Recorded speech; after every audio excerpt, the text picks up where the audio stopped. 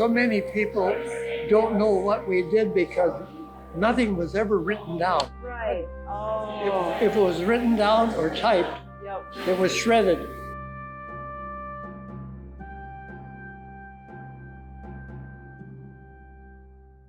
When we left England in July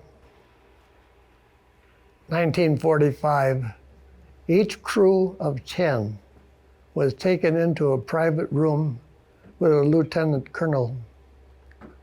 And raise your right hand, and they had a Bible on the table. And they said, you will not talk about, speak to anybody about anything, give them a hint of what you did for 40 years. The repercussions were, would you like to spend the rest of your life in Leavenworth or be shot?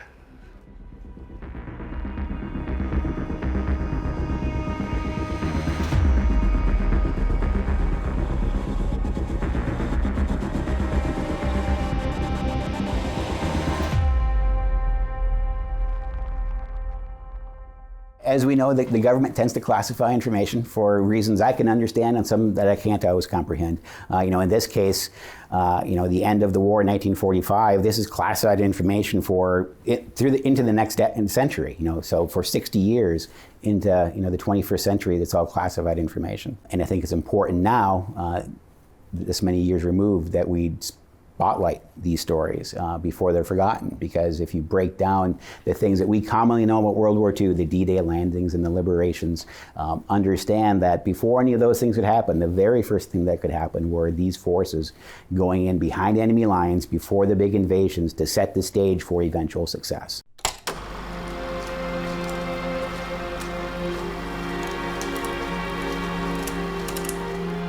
It was really bad, people were hungry. Things around the whole world were just in depression, and every country was the same. Even with Hitler, as bad as he was doing the same thing President Roosevelt was doing. He was starting to get things going, manufacturing, putting people back to work. Hitler was doing the same thing, but in the wrong way. It was so sad to see people standing in food lines waiting for a bowl of soup, Some people are doing that yet today. I used to go to home and field when they were flying Ford tri-motor airplanes, and I was hanging around there, and we were really, really poor, but I had saved money from selling newspapers, and I had $10 in my pocket.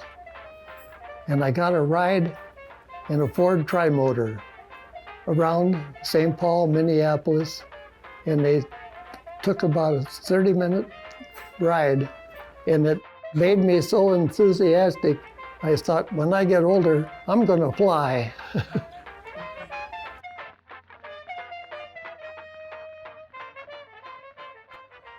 Was 17 years old in high school, at Harding High School in St. Paul, and a couple of us were talking, and so one day I just got on the streetcar and went over to the Minneapolis National Guard building and told them I wanted to sign up. I wanted to be in the Army Air Corps. And they said, you're too young. You can go in the Marines or be in the Navy. And I thought, no, I want to fly. So I took the test and passed the test at that time. And then said they would call me when I was 18 years old, and they did. So it worked out really well for me. Okay, Al, let it go.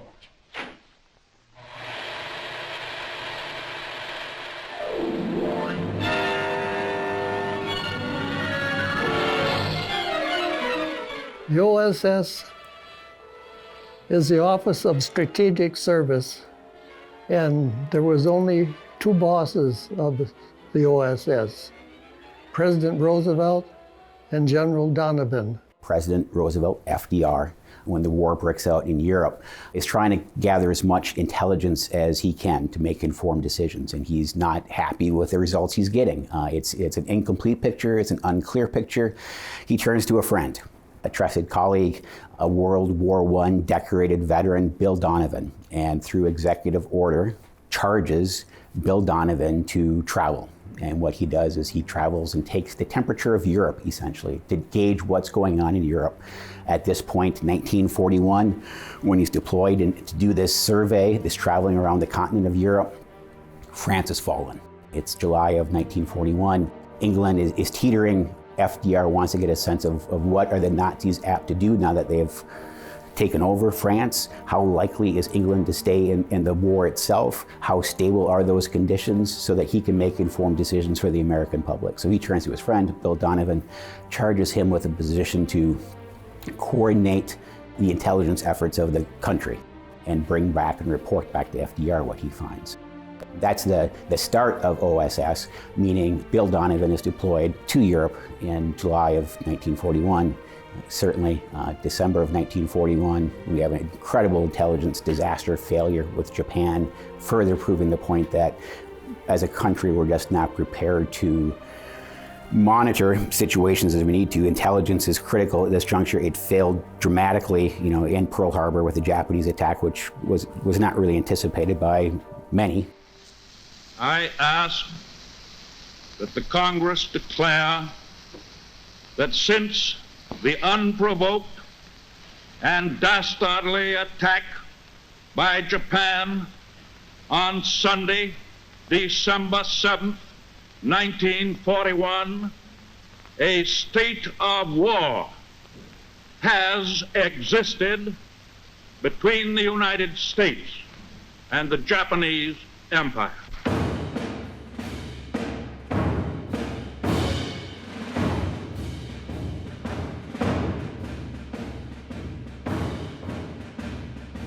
It was quite an occasion. We were sworn to secrecy for everything that we did. We were told not to talk to anybody about what we did, what went on, or any incident that we knew of. How did you end up working with that agency? How did that come about? Well, that came about because in April of 1944, President Roosevelt abolished all flight training. They had enough pilots, they figured, to finish the war and win it.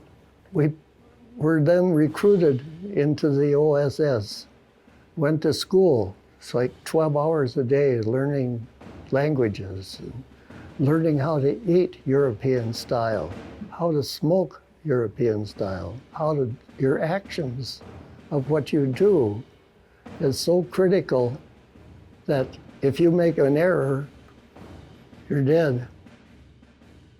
Operation Carpetbagger was this clandestine, secret effort to fortify the French resistance. And it's done in a very secretive kind of way. It's not done the way that other military operations are done, meaning you have one aircraft. That one aircraft is probably a B-24. That aircraft has been retrofitted to support this mission specifically. This one aircraft is traveling by itself. It's unaccompanied by any fighter aircraft at all. So it's a solo flight of one airplane at night at a very low altitude. Those bombing groups of about 8 people on those B-24s are hoping and praying, right, that those French resistance fighters that are creating the pathway for them to identify where to drop those supplies are intact, that they haven't been overrun, that the Nazis haven't converted them, haven't figured out what's going on, so that they're met with friendly forces as opposed to flying into a trap, essentially. Because if they fly into that trap, there's no support. There's one aircraft. And so the chances that these men were taking to fortify the French resistance was enormous. When we dropped some supplies in a container that held 300 pounds with a bumper on the bottom and a parachute on the top, so it wouldn't break things up, there might be dynamite to blow up railroad tracks, blow up a telephone pole, and it might be a bazooka, it might be a pistol We had throwaway pistols that held 7 shots, just made out of sheet metal, and you throw it away when you get done. And then we had 38 caliber pens, believe it or not. Now, when we dropped those to the Patriots, they could walk up to a German soldier and ask him a question and pull out that pen, and as soon as they hit his body, the shell went off, they killed him, and walk away, throw the pen away. It was kind of a goofy thing, but it worked. Now, it sounds funny, but we dropped pigeons in like a Quaker oatmeal box, and had the small parachute on it with a barometric fuse that exploded the parachute on the box and dropped the pigeon safe on the ground to the Patriots so they could send messages back to England, to our base.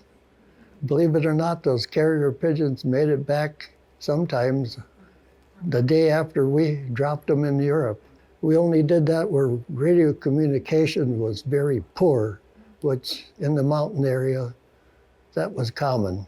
All our buttons and the material were metal, and they were in 2 pieces. And if you take one and cut it off and tip it over, it's a compass. But it was amazing, you know, the little things that helped, what we could have to do to survive.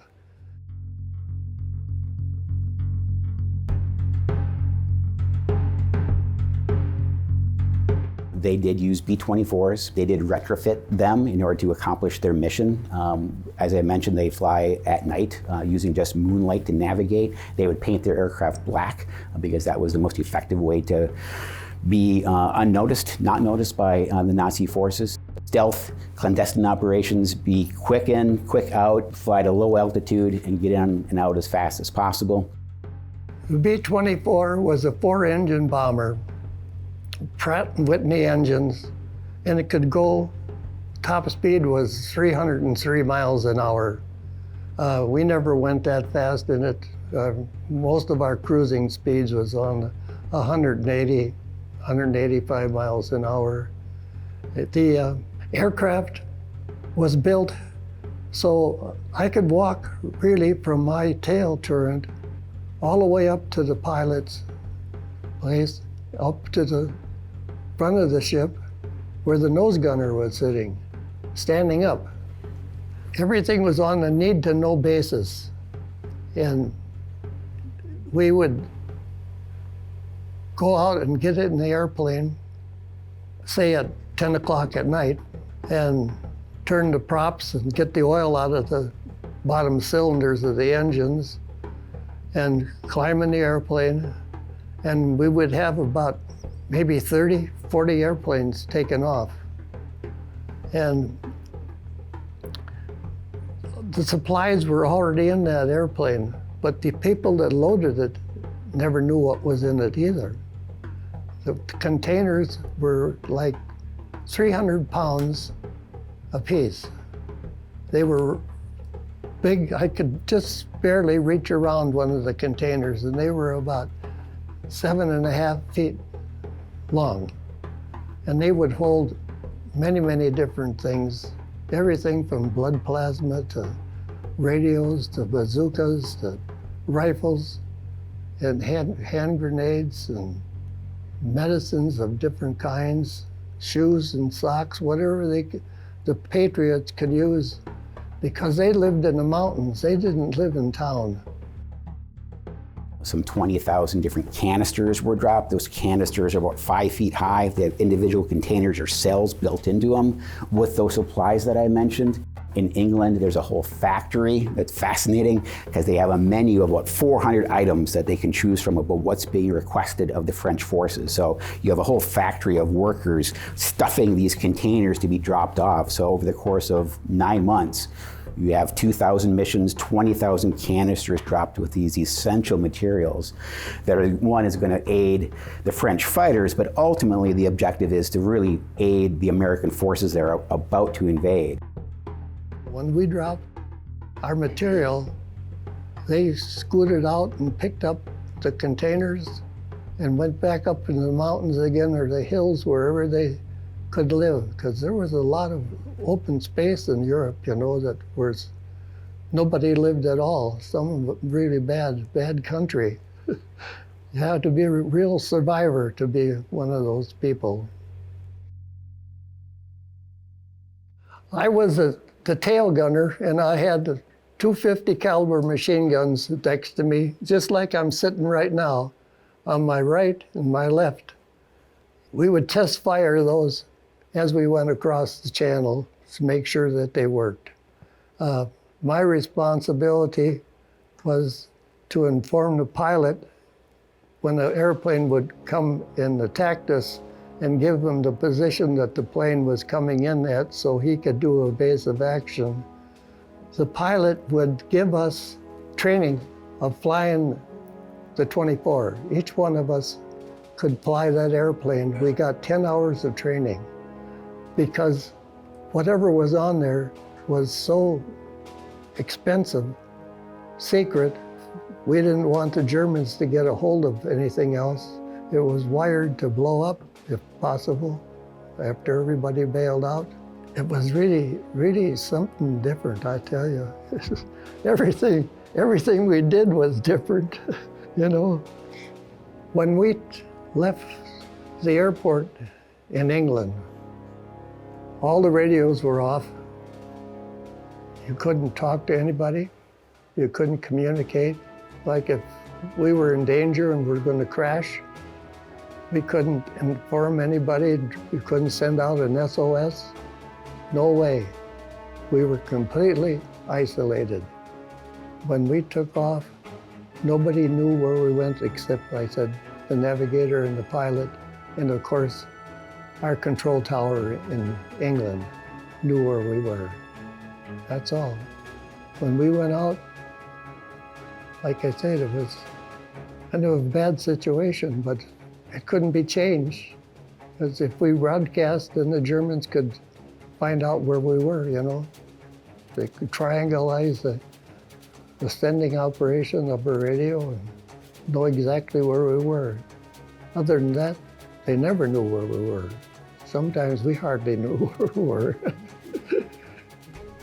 The objective, of course, is to fly this aircraft at low altitude, drop off the supplies, and get out as fast as possible. At the same time, thinking this through a little bit, if you fly to your destination, drop off your supplies, and then fly right back out, you've just identified to the enemy where the drops are happening. So the idea of you have to keep flying into enemy territory after making your drop just to not reveal where the actual resistance fighters are. So there's a lot of thought that goes into this, and the more thought that goes into it, the more clear it is that the men that are flying these flights are doing so at enormous risk in aircraft that are painted black, that don't have markings on them, and those are not the kind of conditions that you want to be taken prisoner under in Nazi Germany.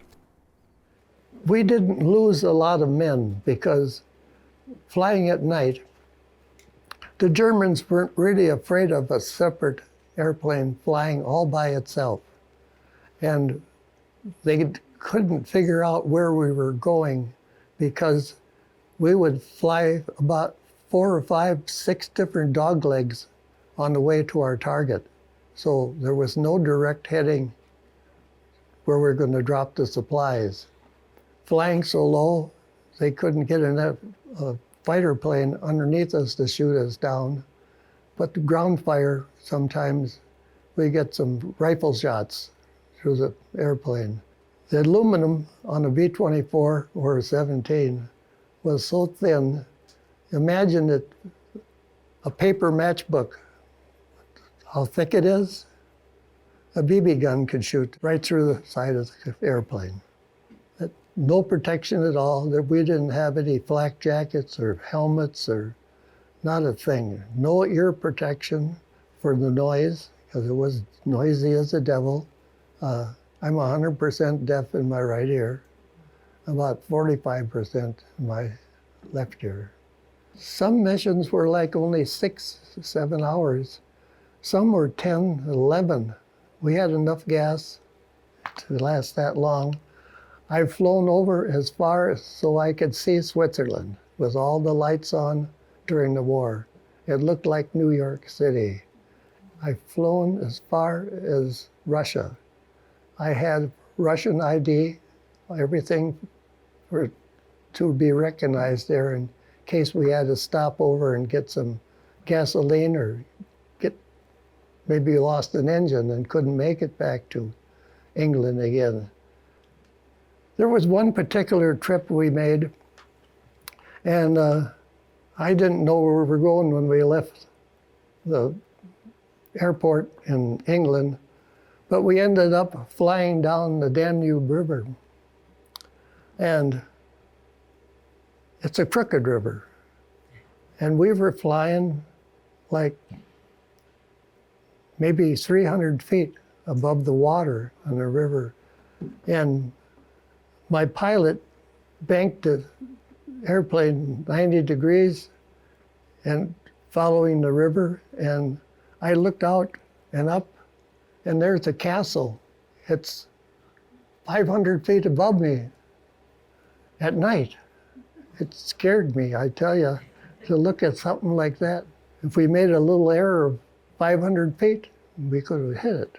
My pilot was the greatest guy and so responsible, and he could handle that airplane. When we come back and landed, he was such a good pilot, you would never know the wheels hit the ground.